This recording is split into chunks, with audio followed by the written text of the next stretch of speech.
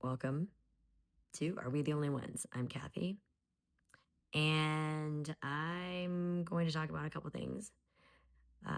One is the real Bubba. Apparently, in case you didn't know, there was a releasing of the Epstein emails. First, it was the Democrats, and then the Republicans decided to release, I believe it was 20,000 emails. And in one of those emails was an email from Mark Epstein to Jeffrey Epstein asking if Putin had the picture of Trump blowing Bubba. Now, over the weekend, it was wildfire that Bubba was Bill Clinton. Even Bill Clinton was asked about it, and he had a very coy sort of like look at the camera, which is just so Clinton of him to do that. It was so funny. But Mark Epstein has since clarified that it is not Bill Clinton. And I recall him saying it was, I read an article where he said that it was Bubba and it was some other, like the person's name is actually Bubba and it's a billionaire, I believe in oil. Now, since I've tried to look that up again, I haven't been able to find it. However, there are definitely like People Magazine, other publications that have said that they've talked to Mark Epstein and he has clarified that it is not Bill Clinton. So I would also like to clarify that it is not Bill Clinton. But that was kind of irrelevant, right? Bill Clinton is basically getting his name cleared in this release of the emails, which is not expected. But, you know, the entire, what about Clinton being in there? I heard it was Clinton. Talk about a nothing burger. Okay, so far, right? Are there pictures that I have seen of him getting massaged? Yes. Do I know for sure if they're real? No.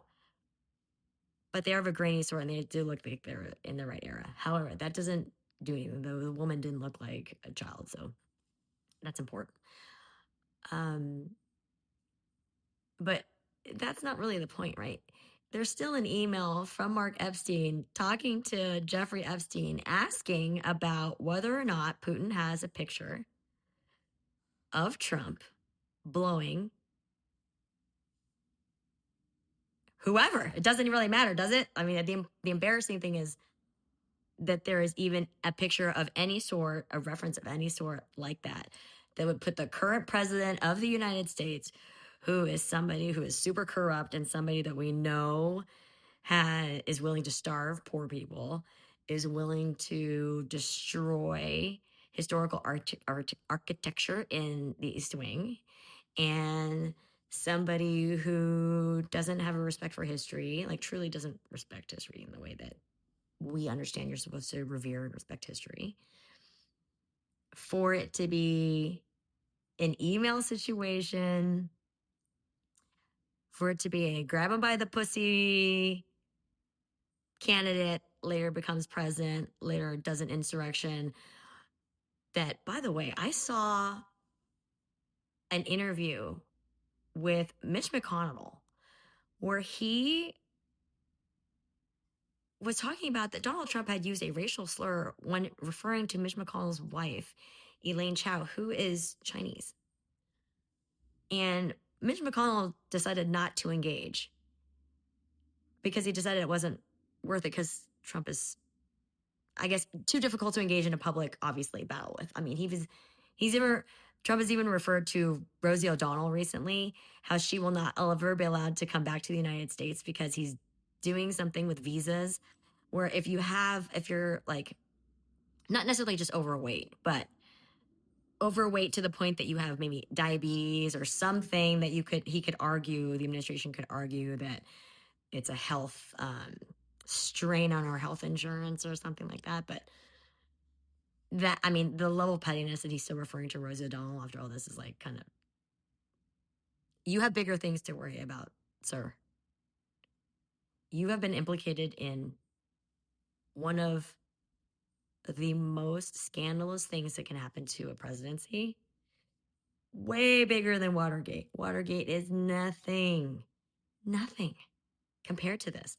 Nothing compared to this.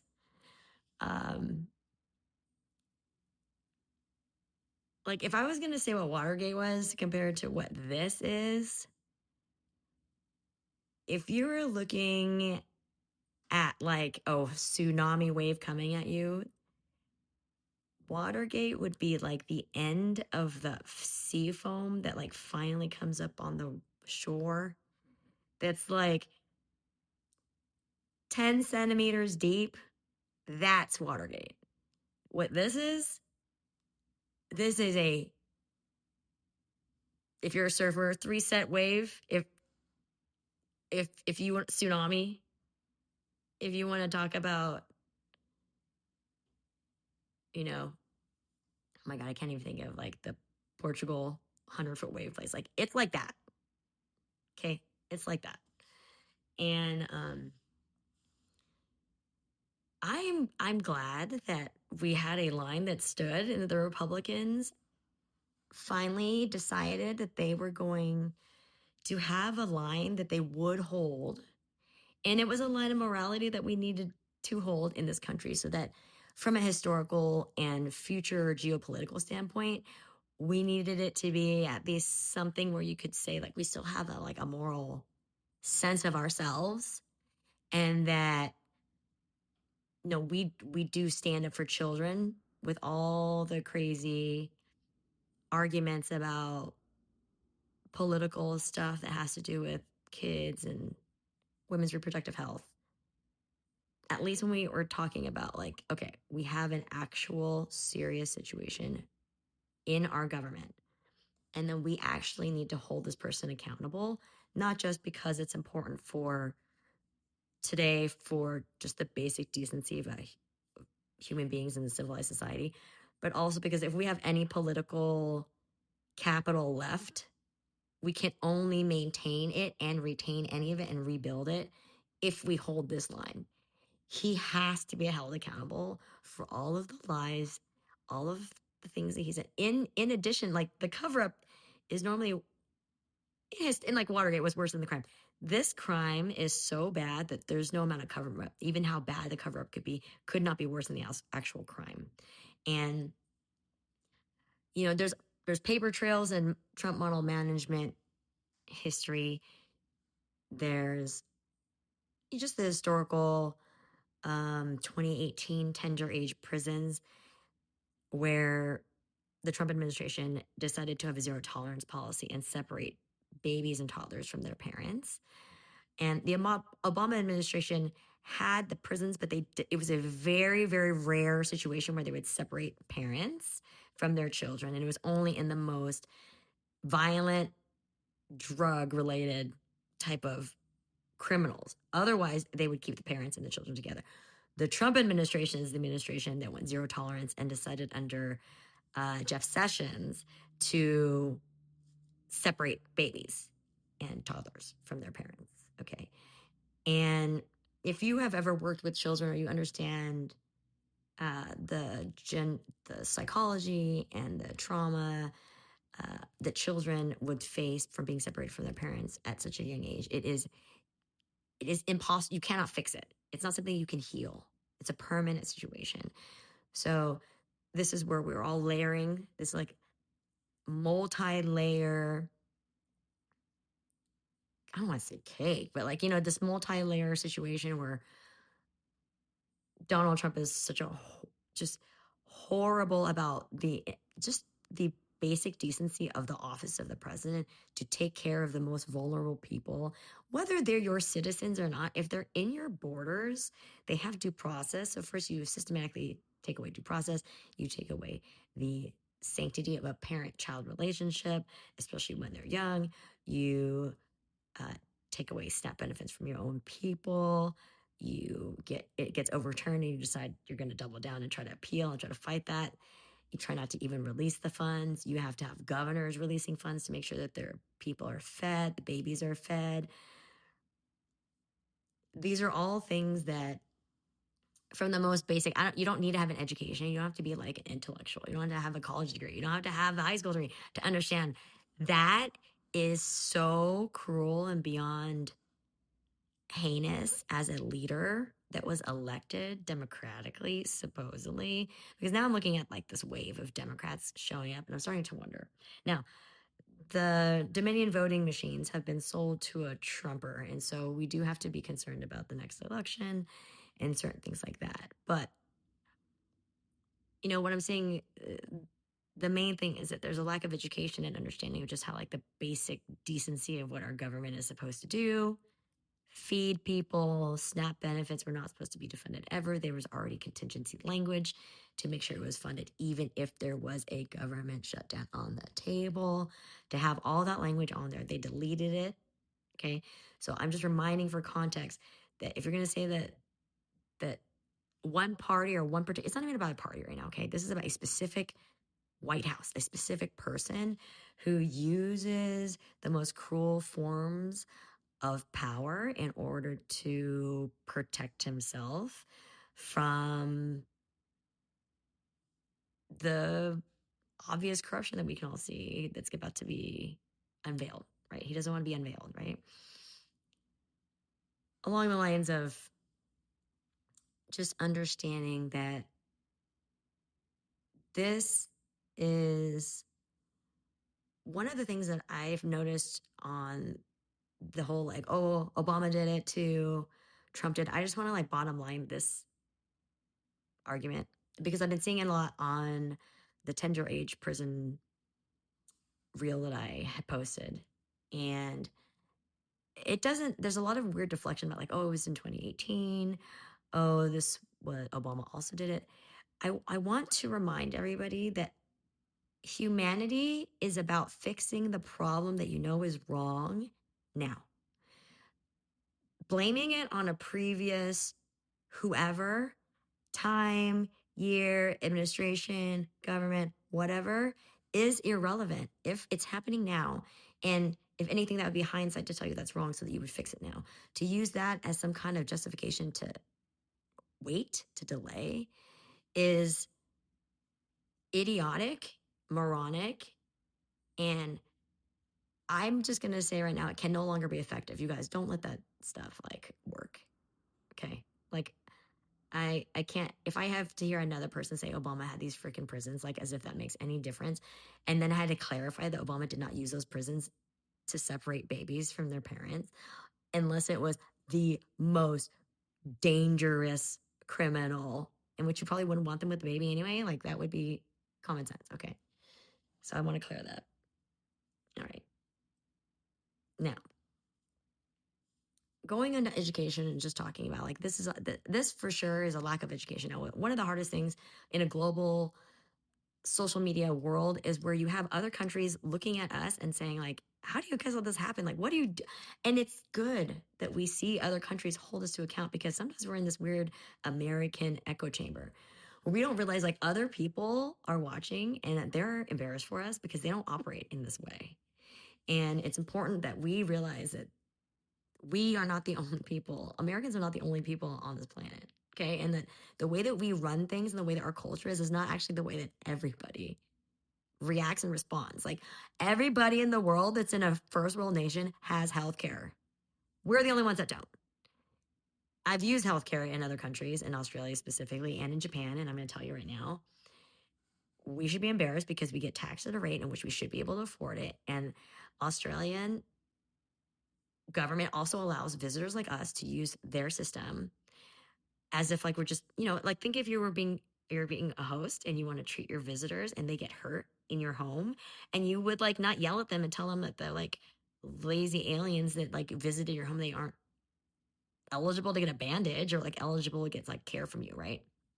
You want to be a good host. You want to take care of the people in your home. If they're visiting, if they get hurt, you take care of them. That's how Australia's policy is.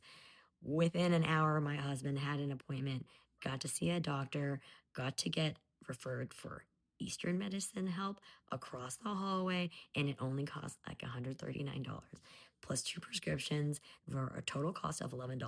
So I want you guys to understand their tax rate is 40%. They also give 45 minutes massage to every single citizen. I think it's every month. It could be every week. I wouldn't be surprised if it was every week. Why? Because they also pay for half the hotel bill. If you're somebody that's bound to a wheelchair and you go to a 5-star hotel, they pay for 50% of that hotel bill as part of your national health care.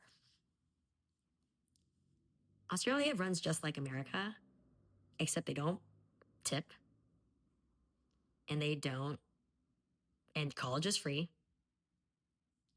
And I mean, it's competitive, but college is free and they have good college.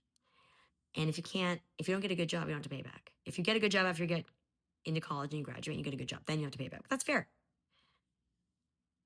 They also have amazing. I went to Brisbane. My family lives in Brisbane. I have a lot of family in Brisbane. Okay. Why? Because Vietnamese during the war had two places that loved them: Paris, France, France in general, and Australia. Americans were okay, but let's just say there's a Vietnamese like museum in Australia to commemorate the contributions of Vietnamese Australians have made to Australia. That's progress. Okay. Remember, Australians were Rupert Murdoch. Rupert Murdoch, head of Fox News, comes from. He gets to enjoy healthcare that we don't. And yet he comes here and preaches all kinds of bullshit about how we shouldn't get it when he gets it and his family gets it. It's ridiculous. I just want you to understand, like, we are, those of you that uphold these systems, you don't realize that, like, you're like the Megyn Kellys of the world, freaking splicing 5-year-old, 15-year-old pedophile freaking behavior. These are people that don't deserve you holding up and defending them, okay? They need to help you. They need to serve you. They need to provide services for you. They didn't make your life better. You've been supporting these particular politicians in these red states. Please recognize this is your opportunity to demand better, because Democrats will support you. We will help you. We don't want you to starve, okay? It's one of the most important things that I don't think people understand. If you travel in other countries and you see how other countries do things better, it will help you understand why it's ridiculous when we're being told that it can't be done, because it can.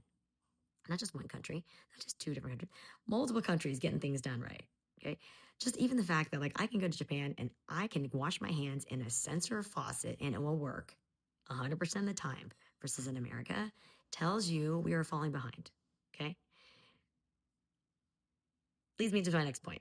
UCSD had released an executive summary, actually just released an executive summary expressing that incoming students are not proficient in math, science, or language arts, to the extent that it is notably increasingly unprepared for quantitative and analytical rigor expected at UCSD. That is the quote from the executive summary. So what does it tell you? That the dummy down of America? Look, I was on a reality show. I understand why reality shows provided a space in America. I was on a fashion reality show. I understand why that was there, but now I want you to understand that all of the reality show permeation of culture and thinking in our lives has reduced our ability to critically think and to expect more from each other, honestly. And UCSD expressing that there's not enough.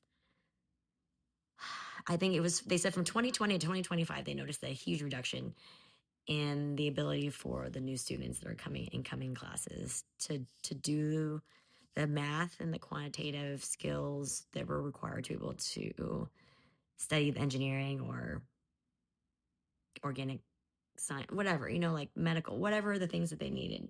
Because UCSD is one of the top engineering schools and schools in STEM. So I can only imagine how hard it would feel. Like, and if we're not letting students come in from other countries, then we have, we get to recruit some of the students when they learn from us and they want to stay. We get to recruit them and then they get to stay, and then they've kind of acclimated to the United States, so they really like being here.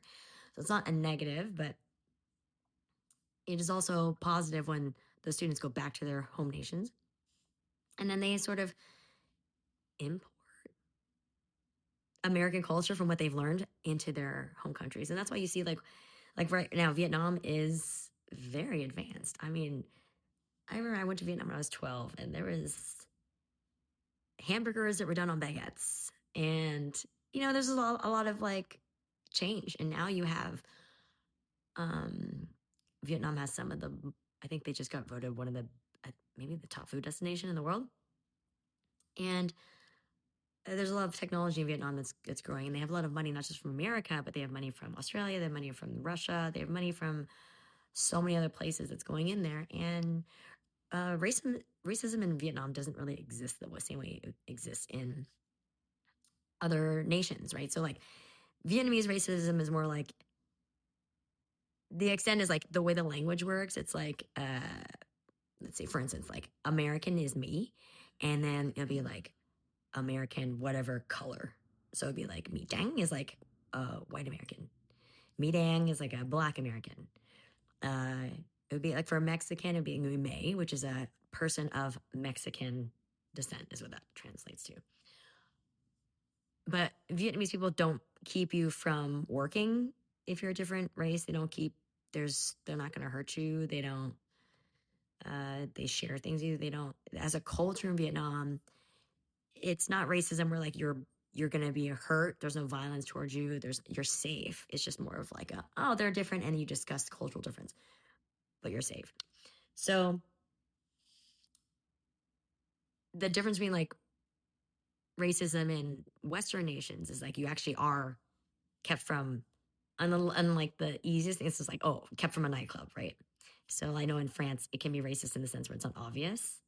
Like you can't go into a nightclub if you're a certain, I don't know, complexion. Sometimes you can, sometimes you can't. You have to know somebody. It's like one of those things. And that was years ago, so it could be different now. But like in Europe in general, you can't say anything that's hate speech. That's completely legal. Whereas in America, it's protected by the First Amendment that you can say whatever you want, including hate speech, because it's the idea is that you don't want to block out free speech that would be progressive speech. So you have to allow both, right? But it's one of the things that becomes a problem in our politics, right? That we have differentiations in American politics that goes into race, but also gender. And one of the things that I was happy to see, there was a conversation recently about how, because Marjorie Taylor Greene has come out and apologized for her role in the toxic, excuse me, toxic political divide. And yeah, I choked on that, even just like realizing that happened. But it's real. It's not AI. And look, progressives have two perspectives on this. One is it's a cautiously optimistic perspective. We'll see. We'll believe it when we see it. It's words right now. Let's see actions. My perspective is I think it's time, if we have done all this work to try to convince them that they're wrong, then when we finally did our job and we're successful and they come over to our fold, shouldn't we welcome them in so that we don't have to repeat the work again? Because if we call them names or don't believe them, they'll more likely go, fine, they didn't believe me anyway. They're going to go back to the other side. What would be the point of doing that? That would be a waste of all the work that we put in, right? Secondly, I think it's time for them to do some heavy lifting. If she wants to do some heavy lifting and help us out, because I'm exhausted, it would be wonderful for her to pick up the mantle and express that she was wrong. And usually those are the most effective people to go talk to those people that we're trying to convince, is someone who was once like them, right? Right. Okay. And thirdly, I'm not saying I'm giving her, this is exactly what I had said to a friend of mine who was bringing this up. I'm not saying I'm giving her the keys to the corporate bathroom, okay? I am also waiting to see how far she is aligned with us. I'm not making her our heir apparent. I'm not saying that she is the leader that we turn to. What I am saying, though, is this. This proves the mission of Vote Renly, that women should run. We want more women holding office. And that in the end, even if a woman is not necessarily on the progressive side of female reproductive health, that a woman will stand up for what's right, even when it's not safe for her to do so. Why? Because we're used to it not being safe for us to do so. What's the difference now? Right? So please understand the nuance. We have succeeded. This is a victory for progressives everywhere, especially people that, like me, who've actually donated serious coin, put in serious time, and dedicated hours of our lives to trying to speak to these people, reason with them, and not hate on them and believe that they actually were thinking they were doing something right. And now that they can come and see where that is, the right side is with us, and they can humbly come. You know how brave it is to have to apologize? And that also it provides a pathway for other MAGA people to see how you can apologize and be successful in apologizing, coming back and right before Thanksgiving. Wouldn't it be wonderful if we had a bunch of people at Thanksgiving say, "Oh my God, I finally realized I was wrong," and follow the same apology that Marjorie Taylor Greene gave on the news? Wouldn't that make for a better Thanksgiving? Be humble, progressives. Be kind. If your crazy uncle, whoever, comes to the Thanksgiving and says, "Oh my gosh, I was totally wrong about this. I'm so sorry," pour him a drink, load him a bowl, light him a cigarette, go for a walk, give him a hug, make him a plate. Do the right thing and be humble and take it as a win. Because if you don't recognize that this is a win and you send them back to the other side, you are not helping. Okay? So please recognize that this is a win. Thanksgiving is going to be great this year. Be kind. You know, this is a good thing, guys. It's a good thing. Okay. Tell me what you think. I'm going to end on that note. Tell me what you think. Please reflect on how good Thanksgiving can be and how kind you can be in taking them back in the fold. And I would love, after Thanksgiving holiday, any stories of success in which this situation occurs and somebody comes and says, "I was wrong," and that you pour them a drink or do whatever to create a peace pipe situation, olive branch situation, so that you can actually heal this rift. That is the true win. Let me know. I need to know, because I will totally talk about it on here. I will totally share that, because that is the biggest blessing we could possibly have. That is the biggest light at the end of the tunnel. And I really, really need everybody to understand that. Okay. So until next time.